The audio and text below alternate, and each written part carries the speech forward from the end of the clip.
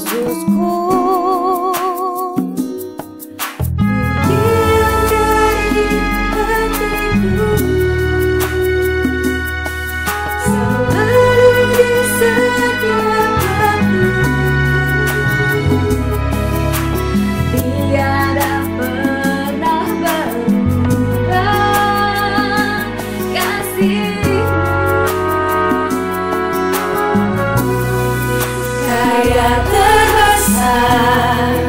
Dalam hidupku, pengorbananmu yang selamatkanku. Engkaulah harta yang tak ternilai, yang ku miliki dan ku hargai. Yesus, Engkau ku kagumi.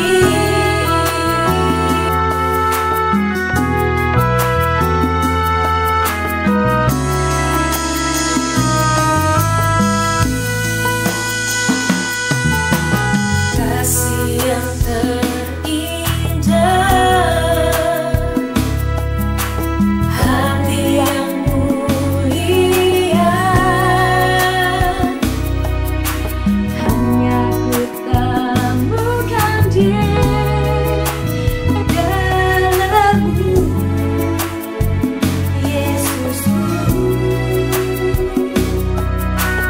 Dia dari hatiku, selalu di setiap waktu. Tiada pernah berubah kasih-Mu.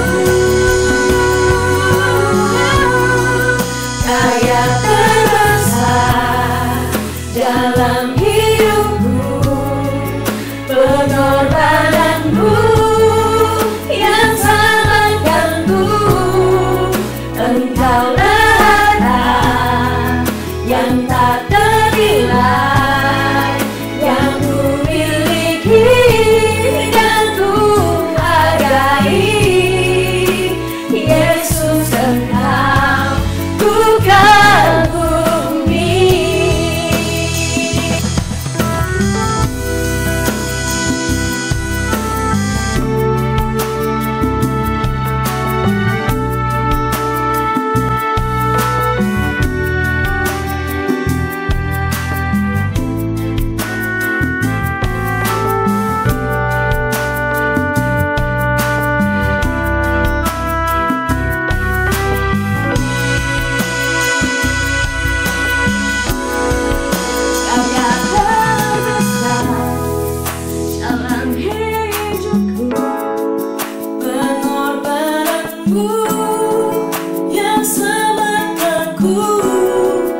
Engkaulah harta yang tak ternilai, Yang ku miliki dan ku hargai. Yesus, Engkau ku kagumi.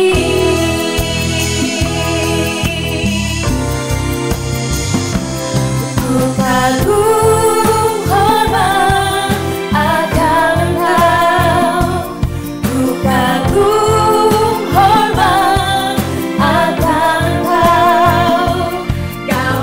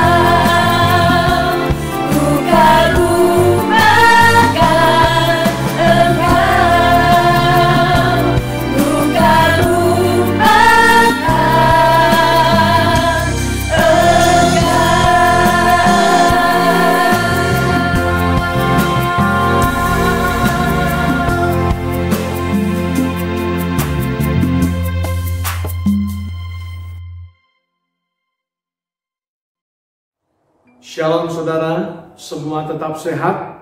Amin. Bersama keluarga di rumah. Haleluya. Saudara, tetap bersabar, kuatkan hati dan teguhkan hati untuk hadapi masalah-masalah saat ini. Kita percaya bahwa Tuhan senantiasa menyertai kita semua. Saudara, mari kita mau berdoa sebelum kita dengar firman Tuhan pagi hari ini. Mari kita tunduk kepala. Bapa di sorga, kami bersyukur kepadamu untuk pagi hari ini, karena Engkaulah Tuhan yang telah memberkati kami dengan kesehatan, kekuatan di dalam kasih setiamu. Dan biarlah pagi ini ketika kami dengarkan firman Tuhan, Tuhan urapi hamba-Mu, supaya segala sesuatu yang disampaikan adalah benar isi hatimu di dalam kuat kuasa-Mu. Dan sungguh Tuhan juga memberkati kami yang mendengarkan, sehingga kami boleh menjadi pelaku-pelaku firman-Mu. Terima kasih Bapa. Di dalam nama-Mu Tuhan Yesus, urapan-Mu turun atas setiap hati kami semua. Haleluya. Amin. Saudara, hari ini kita bersama-sama dengan seluruh gereja Tuhan memperingati Jumat Agung kematian Kristus Yesus Tuhan kita. Banyak orang yang lebih suka mendengarkan berita tentang berita kelahiran Yesus atau berita Natal dibandingkan dengan berita kematiannya. Nah, mengapa saudara? Karena berita kelahiran Yesus adalah berita yang memberikan sukacita kepada semua orang, yang memberikan pengharapan bagi banyak orang dan damai sejahtera bagi dunia ini. Dan saya percaya dunia akan menyambutnya dengan luar biasa ketika sukacita itu diberitakan dan disampaikan. Sebab itu kabar baik, berita gembira, terang itu sudah datang. Nah, sudah, tetapi berita tentang kematian Kristus Jumat Agung adalah berita yang memberikan tantangan dalam hidup kita, yang mengajar bagaimana pengikut-pengikut Yesus, orang-orang yang percaya kepada Tuhan, untuk belajar menderita dan berani membayar harga sebagaimana Kristus telah mengorbankan dirinya di atas kayu salib. Harga yang begitu sangat mahal untuk menyelamatkan kita semua, orang-orang yang berdosa. Karena itu tidaklah heran kalau banyak orang Kristen hanya mau menerima yang baik dari Allah, tetapi tidak mau menerima yang buruk dalam keadaan situasi yang mungkin saat-saat ini kita lihat. Nah, seperti apa yang dikatakan oleh Ayub kepada istrinya. Dia katakan apa? Engkau berbicara seperti orang gila. Apakah kita mau menerima yang baik saja dari Allah tetapi tidak mau menerima yang buruk? Nah, saudara, saya percaya kita tidak mau disebut orang gila. Karena sebagai pengikut Kristus, sebagai orang-orang yang selama ini mendedikasikan diri, percaya kepada Dia, kita adalah orang-orang yang mau belajar untuk tidak hanya mau menerima yang baik-baik, tetapi kita juga mau belajar menerima penderitaan atau kesusahan yang mungkin saat ini banyak dialami oleh banyak orang. Saudara, artinya apa? Artinya bahwa kita sebagai orang-orang yang percaya kepada Dia tidak hanya menerima bagaimana anugerah keselamatan itu dalam hidup kita, tetapi kita juga adalah orang-orang yang mau mengikuti bagaimana jejak-jejak Kristus di dalam penderitaannya, dalam mengasihi kita semua. Nah, firman Tuhan katakan saudara dalam 1 Petrus 2 ayat 21.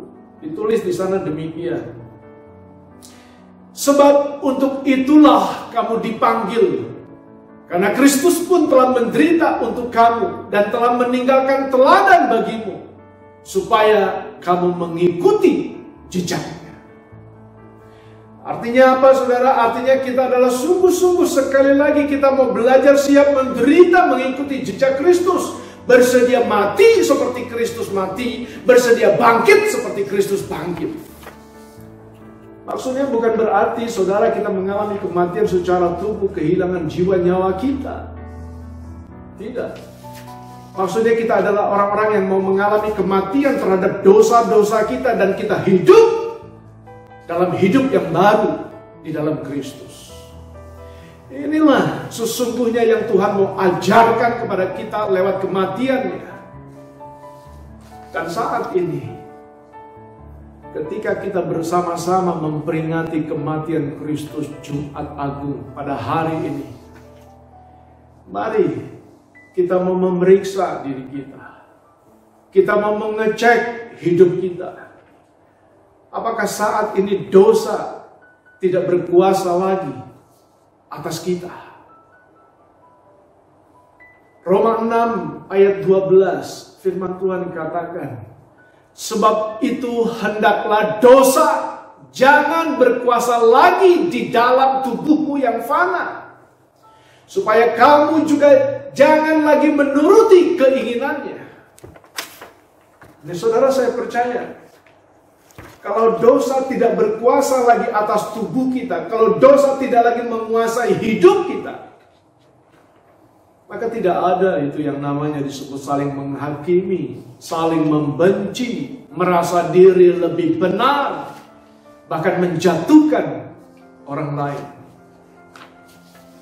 Saudara, saya pernah bilang sama salah satu pejabat gereja di tempat ini, peperangan yang kita hadapi saat ini sepertinya bukan lagi melawan tipu muslihat si iblis.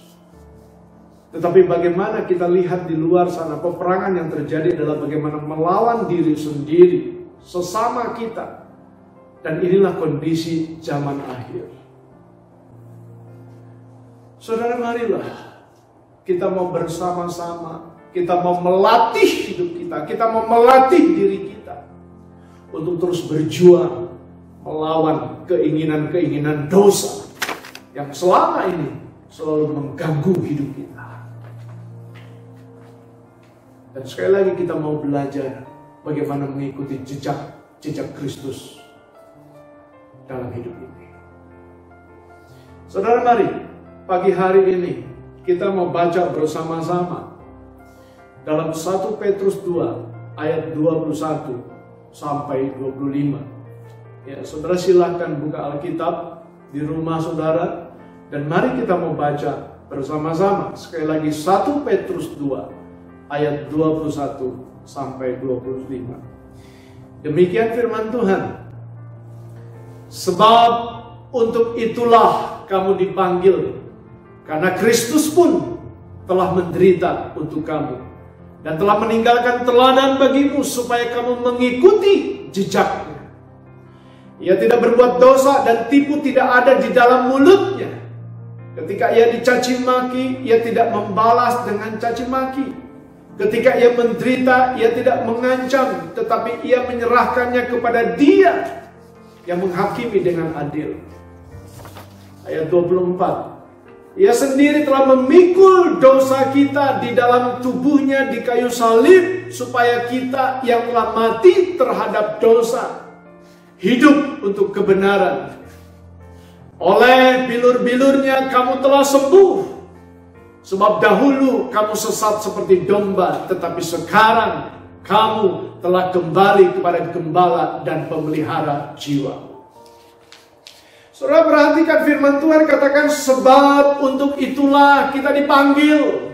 Untuk apa? Saudara, kalau saudara baca ayat-ayat sebelumnya, dari ayat 11 sampai dengan ayat yang ke-20, di sana ada banyak nasihat-nasihat dan pengajaran yang perlu kita ikuti dan yang harus kita taati. Saudara, kita diajarkan untuk menjauhkan diri dari keinginan-keinginan daging, tunduk kepada pemerintah dan jajarannya, hidup sungguh-sungguh sebagai hamba Allah, menghormati orang lain, mengasihi saudara-saudara kita, dan takut akan Allah. Untuk itulah kita dipanggil, supaya kita yang telah mati terhadap dosa, kita hidup di dalam kebenaran, mengikuti jejak Yesus sebagai teladan hidup kita. Saudara, saya percaya kalimat Ayub yang mengatakan kepada istrinya, kata orang gila, itu tidak berlaku buat saudara dan saya dan kita semua. Kalau saat ini Kita tidak mau disebut sebagai orang gila, ya, yang hanya mau menerima yang baik-baik saja dari Allah, tetapi tidak mau menerima yang buruk. Kita harus belajar mengikuti bagaimana teladan Kristus, jejak Kristus yang mengalami kematian terhadap dosa-dosa kita. Kita tidak akan pernah meragukan, saya percaya, kita sungguh-sungguh percaya, kita sungguh mengimani, ya, bahwa anugerah keselamatan itu pasti Tuhan berikan buat saudara, pasti Tuhan janjikan buat kita semua. Nah, persoalannya saudara, apakah kita juga saat ini berjuang? Apakah saat ini juga kita bersungguh-sungguh melawan keinginan-keinginan daging yang melawan jiwa kita? Seperti yang firman Tuhan katakan dalam 1 Petrus 2 ayat 11, ditulis di sana apa? Saudara-saudaraku yang kekasih, aku menasihati kamu supaya sebagai pendatang dan perantau, kamu menjauhkan diri dari keinginan-keinginan daging yang berjuang melawan jiwa. Saya percaya, saudara, ketika kita menjadi orang-orang Kristen yang percaya kepada Yesus yang mengalami kematian terhadap dosa, kita akan mengalami perubahan dalam hidup kita.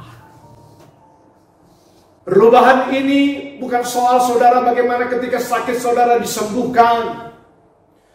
Perubahan ini bukan soal bagaimana saudara miskin lalu menjadi kaya. Bukan juga soal bagaimana mujizat yang saudara alami selama ini yang dirindukan oleh banyak orang. Bahkan bukan juga soal bagaimana saudara dipenuhi kuasa dan karunia-karunia.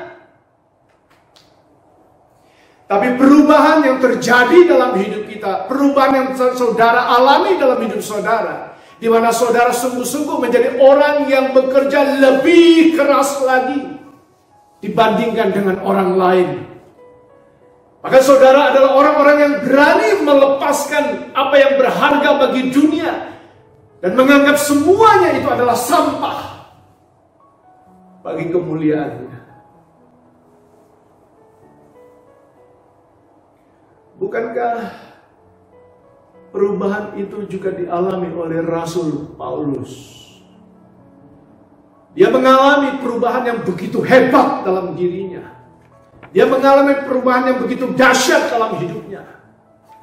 Saudara, kita tahu siapa Paulus. Dalam Kisah Rasul 22 ayat 4 dan Kisah Rasul 26 ayat 10. Di sana diceritakan bagaimana kejahatannya, ya, bagaimana dosa-dosa Paulus.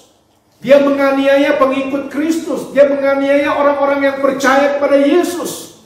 Paulus sangat membenci pengikut-pengikut Yesus. Dia masukkan ke dalam penjara orang-orang kudusnya. Bahkan dihukum mati. Saudara, begitu sangat kejamnya Rasul Paulus saat itu. Dia begitu jahat, banyak menganiaya pengikut-pengikut Yesus. Tetapi saudara, mari kita lihat dalam 1 Korintus 15 ayat 9 sampai 10. Dia mengalami perubahan yang begitu dahsyat. Dia mengalami perubahan yang patut kita teladani. Nah, saudara, mari kita lihat 1 Korintus 15 ayat 9 sampai 10. Dikatakan di sana, karena aku adalah yang paling hina dari semua rasul, bahkan tidak layak disebut rasul, sebab aku telah menganiaya jemaat Allah. Tetapi karena kasih karunia Allah, aku adalah sebagaimana aku ada sekarang. Dan kasih karunia yang dianugerahkannya kepadaku tidak sia-sia. Sebaliknya, aku telah bekerja lebih keras daripada mereka semua.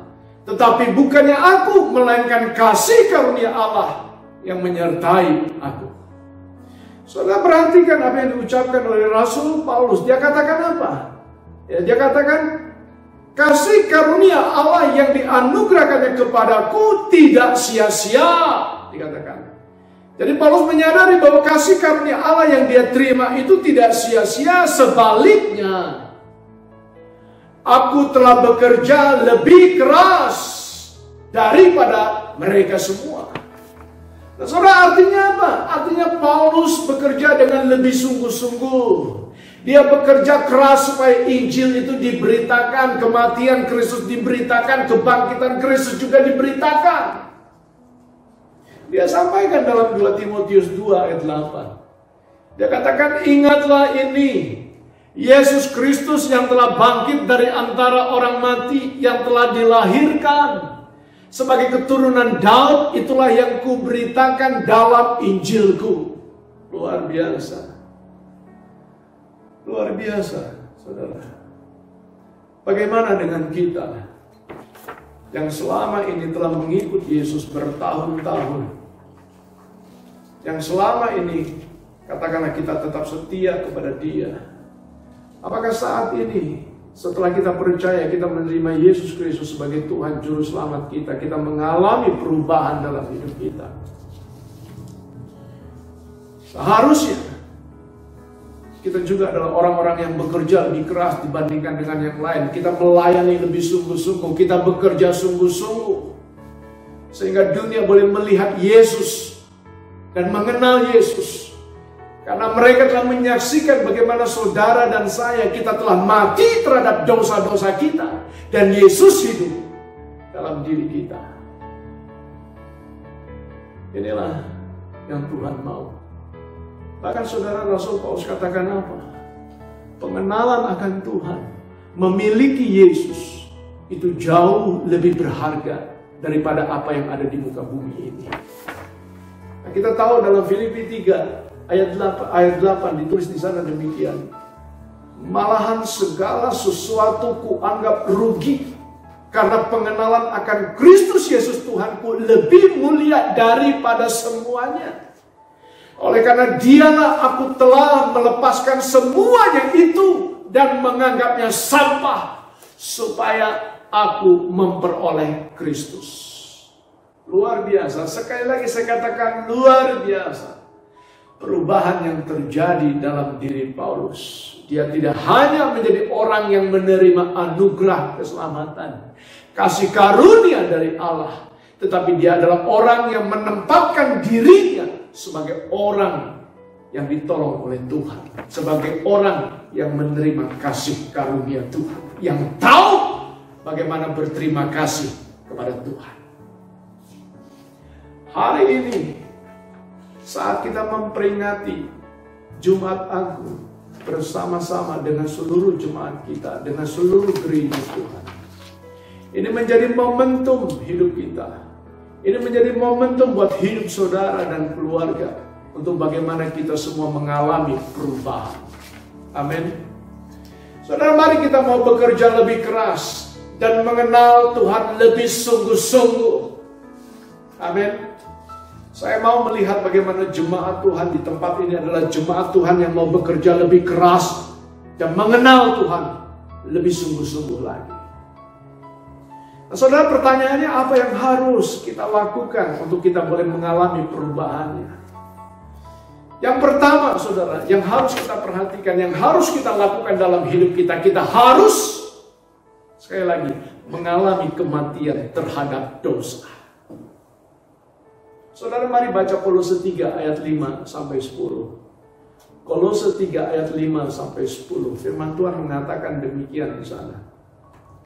Karena itu, matikanlah dalam dirimu segala sesuatu yang duniawi, yaitu percabulan, kenajisan, hawa nafsu, nafsu jahat, dan juga keserakahan yang sama dengan penyembahan berhala. Semuanya itu mendatangkan murka Allah atas orang-orang durhaka. Ayat 7 dikatakan, dahulu kamu juga melakukan hal-hal itu ketika kamu hidup di dalamnya. Nah, ayat 8 saudara dikatakan, tetapi sekarang buanglah semuanya itu, yaitu amarah, geram, kejahatan, fitnah, dan kata-kata kotor yang keluar dari mulutmu. Jangan lagi kamu saling mendustai, karena kamu telah menanggalkan manusia lama serta kelakuannya, dan telah mengenakan manusia baru yang terus-menerus diperbaharui untuk memperoleh pengetahuan yang benar menurut gambar haliknya. Saudara, ini begitu sangat penting untuk kita perhatikan dalam hidup kita. Dan saya katakan, mengapa ini begitu penting untuk kita lakukan dalam hidup kita. Kita harus mengalami kematian terhadap dosa. Kita tahu di ayat yang kelima dan keenam ditulis di sana apa?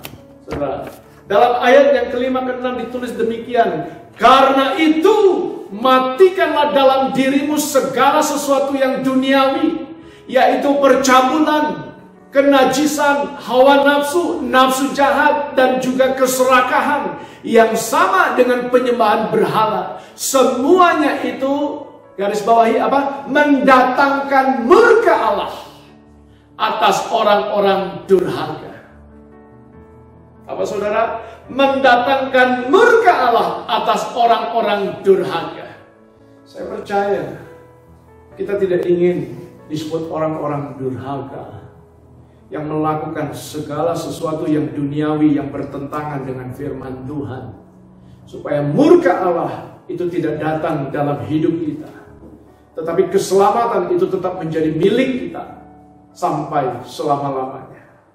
Saudara, ini yang menjadi doa kita sama-sama. Ini yang menjadi pengharapan kita bersama-sama, bahwa setiap kita jemaat KBI Hosana sampai di rumah Bapa di surga. Karena itu mari kita mau memperhatikan sungguh-sungguh apa yang tertulis di ayat yang kelima tadi. Dikatakan apa? Dikatakan, matikanlah dalam dirimu segala sesuatu yang duniawi. Ya. Artinya kita tidak memberi kesempatan lagi kepada dosa. Tidak membiarkan celah itu ada dalam hati dan pikiran saudara. Segala keinginan-keinginan daging kita. Tetapi biarlah saat ini kita mau belajar bersama-sama. Kita mau mentaati Roh Kudus yang memimpin dan menuntun hidup saudara dan saya. Dari sehari ke sehari. Ya. Firman Tuhan katakan dalam Roma 8 ayat 13. Sebab jika kamu hidup menurut daging, kamu akan mati. Tetapi jika oleh roh kamu mematikan perbuatan-perbuatan tubuhmu, kamu akan hidup. Saudara, dari ayat ini seharusnya tidak berlaku bagi kita yang percaya. Tidak berlaku bagi kita yang sungguh-sungguh setia kepada Kristus, yang percaya kepada Dia. Kalimat yang sering kali kita dengar, kita kan manusia, masih tinggal di dunia ini, masih hidup di dalam daging. Benar, kita masih tinggal di dalam bumi dan kita masih manusia. Tetapi manusia yang seperti apa diri kita ini? Apakah kita ini adalah manusia yang dipimpin oleh Roh Kudus, atau keinginan-keinginan daging kita? Kalimat yang mengatakan, kita kan masih manusia, kita masih tinggal di dalam dunia ini, adalah kalimat yang sesungguhnya kita mau berkompromi dengan apa yang disebut dengan dosa. Saudara, seperti orang yang berdiri di dua perahu, ya, satu kaki berpijak di satu kebenaran, satu kaki lagi berpijak dalam keinginan daging yang masih menguasai kita. Dan percaya, lama-lama saudara akan terjatuh, terluka, dan bahkan bisa menimbulkan kematian. Saudara, nggak enak rasanya kalau kita jatuh. Beberapa minggu yang lalu, saya terjatuh di kamar mandi. Baru kali itu seumur umur saya baru jatuh di kamar mandi. Terpelanting, ya, dan kenalah tulang bagian belakang punggung saya dan bagian pinggul kanan saya. Pada saat kejadian, saudara, malamnya itu saya tidak bisa bergerak sedikit pun dan sangat sakit sekali. Bahkan mau berjalan pun harus dipapah. Gerakan sedikit itu sakit sekali. Saudara, mari kita mau sungguh-sungguh berjalan tetap di jalannya Tuhan. Kita mau berjuang saat ini. Dengan sungguh-sungguh kita mau mengalami kematian terhadap dosa-dosa kita sebelum kita terjatuh dan mengalami kematian sungguh-sungguh. Sehingga kita bekerja lebih keras saat ini dibandingkan dengan yang lain. Kita bekerja lebih sungguh-sungguh lagi. Dan kita sungguh-sungguh mengenal Yesus secara pribadi. Mengenal Yesus Kristus bukan kata orang, tetapi mengenal Dia di dalam keintiman saudara dengan Tuhan kita. Itu yang pertama. Ya. Jadi mari kita mau mengalami kematian di dalam Kristus. Yang kedua, saudara, apa yang harus kita lakukan supaya kita mengalami perubahan dalam hidup kita? Yang kedua, saudara, kita harus senantiasa membawa kematian Yesus itu di dalam tubuh kita, di dalam hidup kita. 2 Korintus 4 ayat 10 firman Tuhan katakan demikian. Kami senantiasa membawa kematian Yesus di dalam tubuh kami, supaya kehidupan Yesus yang menjadi nyata di dalam tubuh kami. Saudara, artinya apa? Artinya sebagai pengikut Yesus kita bersedia menerima dengan tulus penderitaan Yesus dalam ketaatan dan kesetiaan kita. Sampai sungguh-sungguh bagaimana nyatalah kehidupan Yesus di dalam hidup kita, di dalam diri kita. Sekalipun katakanlah kita tidak memiliki kenyamanan di bumi ini. Saudara, pahlawan-pahlawan Tuhan, pejuang-pejuang Tuhan, tokoh-tokoh firman Tuhan, mereka mengalami penderitaan yang begitu luar biasa. Ternyata memang tidak mudah untuk mengikut Yesus. Kita harus berjuang untuk memikul salib dan menyangkal diri. Dan inilah juga yang dialami oleh Rasul Paulus dalam 2 Korintus 4 ayat 8, 9, dan 11. Dikatakan di sana demikian. Dalam segala hal kami ditindas namun tidak terjepit. Kami habis akal namun tidak putus asa. Di ayat 9 dia katakan kami dianiaya namun tidak ditinggalkan sendirian. Kami dihempaskan namun tidak binasa. Kami senantiasa membawa kematian Yesus di dalam tubuh kami, supaya kehidupan Yesus juga menjadi nyata di dalam tubuh kami. Ayat 11. Sebab kami yang masih hidup ini terus-menerus diserahkan kepada maut karena Yesus, supaya juga hidup Yesus menjadi nyata di dalam tubuh kami yang fana ini. Saudara, perhatikan kalimat terakhir di ayat 11. Di sana dikatakan sebab kami yang masih hidup ini terus-menerus diserahkan kepada maut karena Yesus, supaya juga hidup Yesus menjadi nyata di dalam tubuh kami yang fana ini. Nah, saudara, ya, kalau saat ini saudara bertanya, katakanlah, kok masalah virus corona ini tidak selesai-selesai? Kok masalah ekonomi ini tidak selesai-selesai? Semakin susah keadaan kita, sepertinya terus-menerus. Ya, kita diperhadapkan dengan masalah-masalah dan penderitaan. Saudara, dan mengapa semua ini terjadi? Saya percaya ini semua supaya Yesus semakin nyata di dalam kehidupan saudara, supaya Yesus semakin nyata di tengah-tengah bangsa kita. Amin.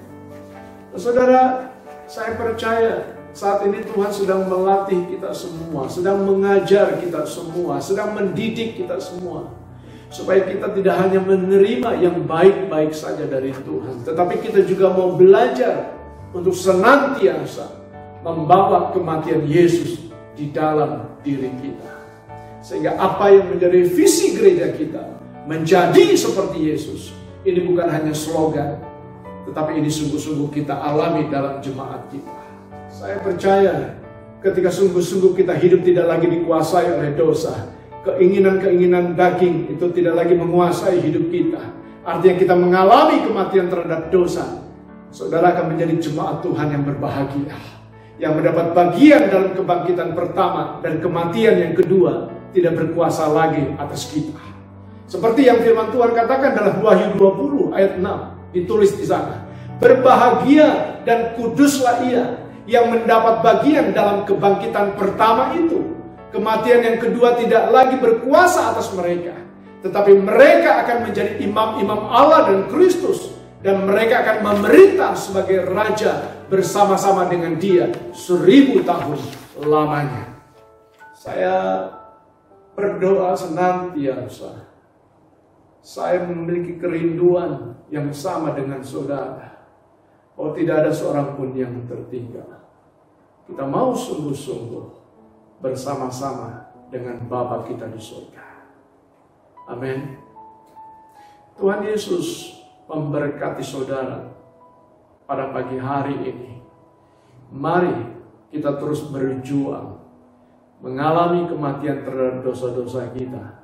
Artinya segala keinginan daging tidak menguasai saudara, dan senantiasa membawa kematian Yesus Kristus dalam diri kita, sehingga kita mengalami perubahan dan kita bekerja lebih keras lagi, dan kita menjadi orang-orang jemaat yang mengenal Tuhan, memiliki Kristus secara pribadi lebih dekat lagi.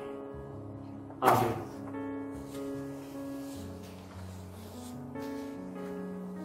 Saudara, mari kita mau persiapkan saat ini untuk kita bersama-sama mengikuti perjamuan kudus.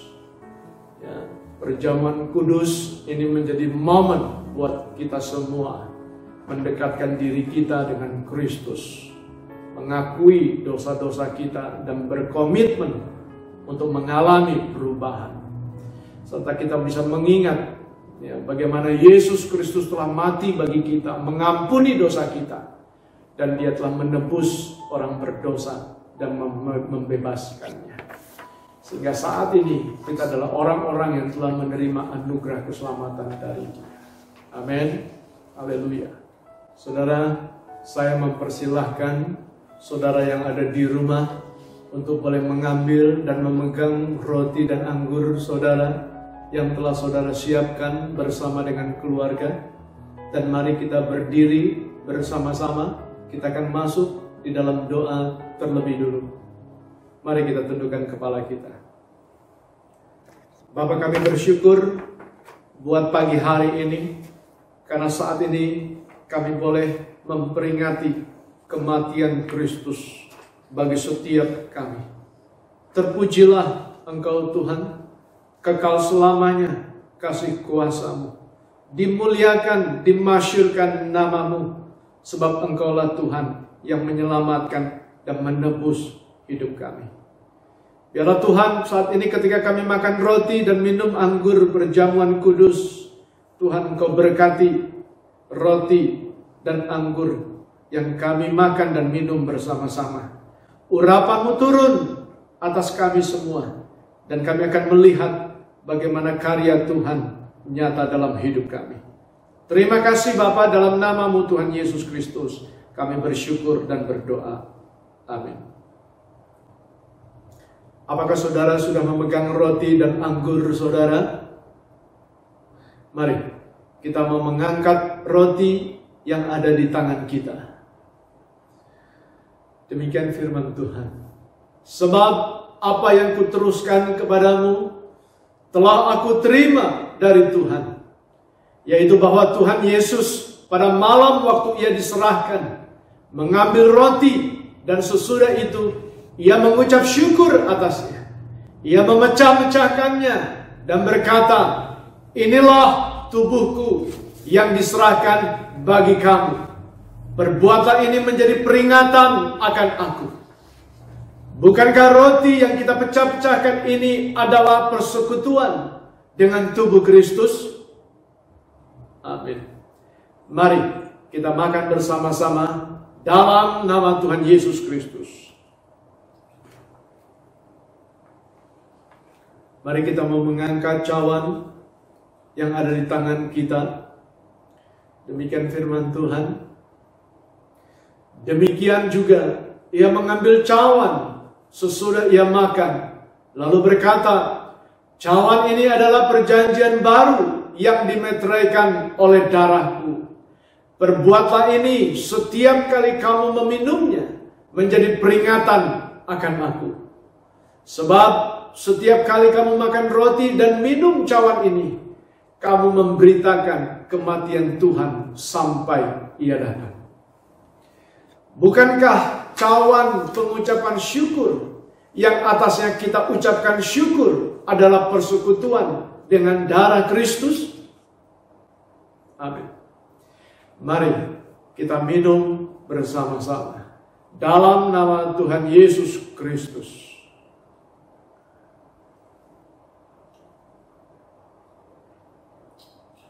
Saudara, mari kita mau mengucap syukur kepada Tuhan atas pengorbanan Kristus Yesus di atas kayu salib. Mari kita naikkan syukur kepada Dia. Mari kita mau katakan bahwa sungguh Tuhan baik, bahwa sungguh Engkau mulia, Engkau Raja di atas segala raja yang telah menyelamatkan kehidupan kami. Kami bersyukur Tuhan untuk saat ini, saat yang indah. Untuk kami boleh menikmati roti dan anggur dalam perjamuan kudus yang melambangkan tubuh dan darah Kristus untuk kami. Terima kasih Tuhan, terima kasih. Saudara, mari kita berdoa bersama-sama. Bapa, kami bersyukur buat pagi hari ini Engkau sudah memberkati kami sepanjang ibadah Jumat Agung saat ini. Kami mau Tuhan, Engkau sungguh-sungguh nyata dalam kehidupan kami. Yesus semakin nyata dalam keluarga kami, sehingga setiap kami mendapatkan perkenanan di hati-Mu. Kami berdoa bagi jemaat-Mu Tuhan, yang saat ini berada di rumah bersama dengan keluarga. Kiranya kesehatan dan damai sejahtera dari Tuhan tetap dialami oleh setiap keluarga kami. Dan karena itu beri kekuatan dan keteguhan hati bagi setiap umat-Mu untuk boleh tetap bersabar menghadapi hari-hari akhir ini. Kami tetap percaya dan bersandar kepada-Mu. Engkaulah penolong kami, gunung batu kami. Kami akan melihat bagaimana pemulihan boleh terjadi tidak hanya bagi kami, keluarga kami, gereja kami, dan bangsa Indonesia yang kami cintai ini. Bahwa kuasa dan belas kasihan-Mu akan memulihkan negeri yang kami cintai ini.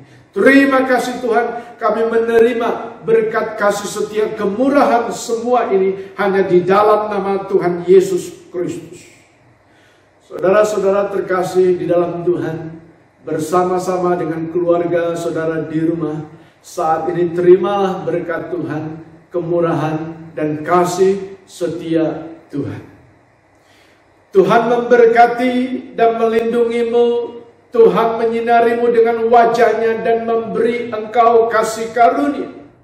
Tuhan menghadapkan wajah-Nya kepadamu dan memberi engkau damai sejahtera. Kasih karunia dan damai sejahtera dari Allah Bapa kita dan dari Tuhan Yesus Kristus dalam persekutuan kuasa Roh Kudus memberkati saudara sekalian bersama dengan keluarga di rumah saat ini sampai selama-lamanya. Tuhan Yesus memberkati. Amin. Shalom, Jemaat GBI Hosana yang dikasihi Tuhan. Bagaimana kabarnya? Saya berharap Anda semua luar biasa. Meskipun keadaan di luar sana kurang baik, tapi kita tetap harus bersyukur, tetap antusias, tetap semangat, dan yang terpenting tetap mengandalkan Tuhan. Berikut informasi yang akan saya sampaikan terkait kegiatan gereja. Ibadah WBI hari ini diliburkan dan akan tayang kembali pada 17 April 2020. Dan kita juga akan mengadakan ibadah doa Sabtu pagi pukul 8 pagi.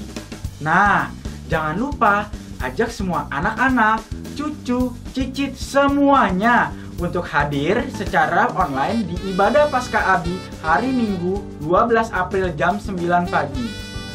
Dan tentu saja kita juga akan mengadakan ibadah Raya Umum Paskah hari Minggu 12 April jam 10 pagi.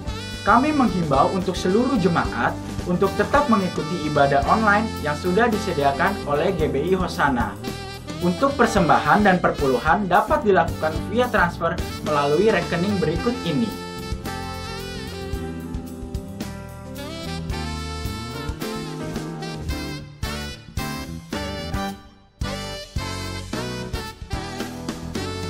Dan yang terpenting, untuk seluruh jemaat jangan lupa untuk membangun hubungan kepada Holy PKS-nya masing-masing supaya mendapatkan informasi penting yang disampaikan melalui PKS masing-masing oleh GBI Hosana.